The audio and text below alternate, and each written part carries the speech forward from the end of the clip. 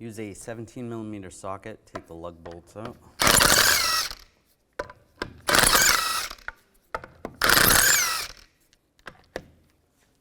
When I get to the last one, I just hold the wheel on so it doesn't fall. And pull the wheel off. Underneath this whole assembly, I'm just going to use a pull jack and support it. Just find an area, just like that. Now you want to separate the wires from the shock itself. Slide those off. And then same with the brake hose. Take those out of the bracket. Just slide those out of the way. Now I'm going to use an 18mm socket. Take this bolt out.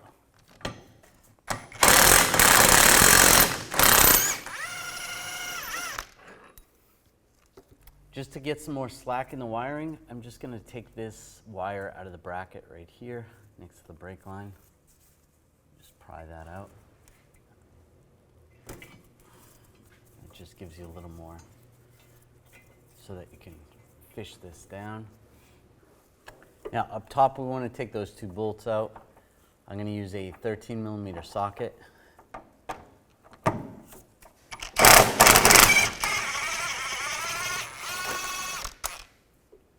Out. And then when you go to take the other one out, just support the shock from falling.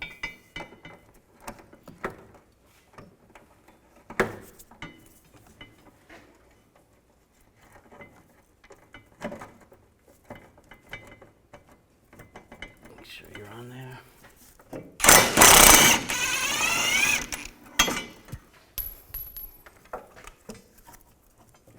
Slide this down. And slide it out. Now slide the assembly up in position. Just like that.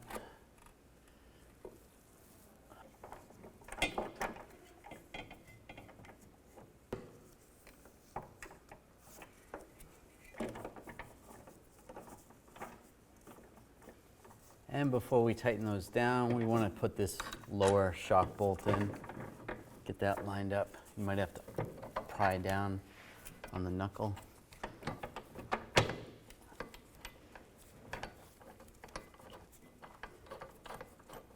that bolt started.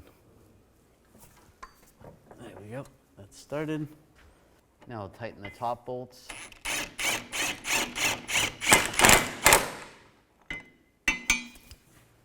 And then we can torque those to 41 foot-pounds.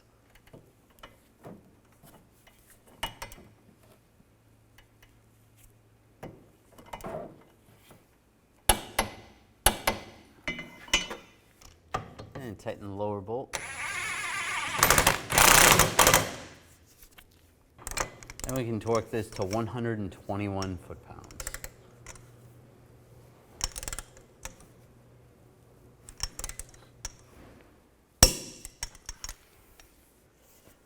Reinstall the brake hose with the rubber grommet on the bracket. If you need to, you could use some soapy water. And same with the ABS wire or the wheel speed sensor wire. Just get it onto the bracket and then the bracket over here as well.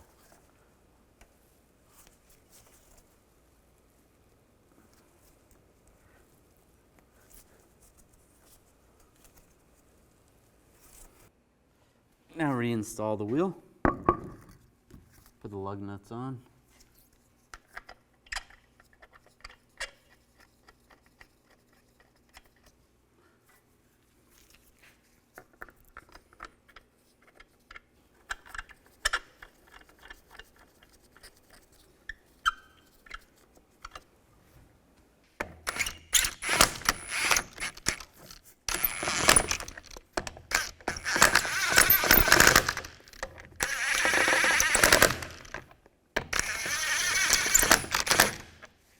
Now I'm going to torque the lug nuts to 110 foot-pounds in a cross pattern to tighten the wheel down evenly.